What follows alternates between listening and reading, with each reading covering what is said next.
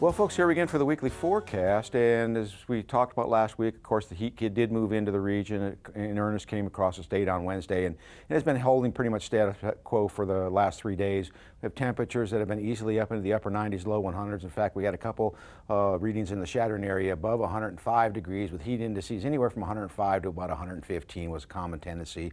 As we move through the later of the week, we've seen our dew point temperatures come down somewhat, so the heat indices are starting to drop a little bit, and there is some relief in sight as we go through the remainder of this forecast period. During this last week, of course, we had a couple episodes of thunderstorm activity. One was last Friday night through Saturday morning that hit north central, central Nebraska and west central Nebraska. Then, of course, Sunday night into Monday, we had some same activity in west central, southwest Nebraska, and then a little bit in eastern Nebraska. Off and on, we've had these scattered thunderstorms around, but overall, some locations haven't received anything, and other locations have been done very well if you could escape the white combine. Overall, as we go through this next 7-day period, I think the thing we'll be paying attention to is as we see this cold front moving into the region, how much thunderstorm activity will generate from it, and will we return back to the hot weather. So let's take a look at the upper air models. We'll see what we can expect as we go through this next 7 days, and I'll draw your attention once again to another trough moving across the northern plains.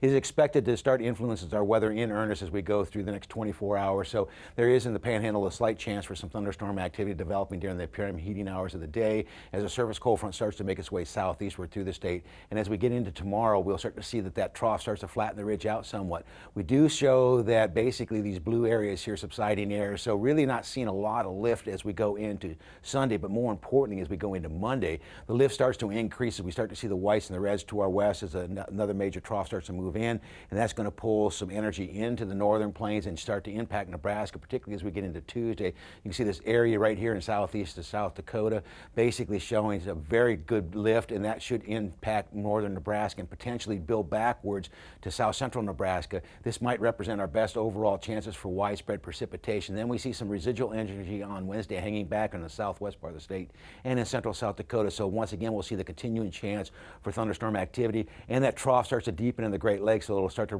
push some cooler air into our region and give us a real good relief for a couple days before we start to see the heat rebuild. So with that northwest flow on Thursday, we're going to see another couple pieces of energy moving southeastward. So these may not be exactly where the precipitation falls, but what it is telling us is that there is an increasing chance for moisture across the state. And as we get into Friday, now we start to see the ridge rebuilding back in, so another warm area is starting to build in, but we have yet another trough to our northwest that may impact us as we get later into the weekend, the part of August. So as we look at the forecast from this 6 to 14 day forecast, or 8 to 14 day forecast from next Thursday through the following Tuesday, it looks like that cold air starts to come in and brings us to normal conditions in the northern plains, and we see an increase in precipitation. More importantly, the latest forecast for the month of August has come out, and we see the same tendency with a trough developing across the northern plains, keeping us close to normal temperatures. And in terms of precipitation, the first outlook says that we are going to see an area of above normal precipitation from the northern plains to the central plains. I would caution you that these forecast models in terms of the precipitation have not exactly been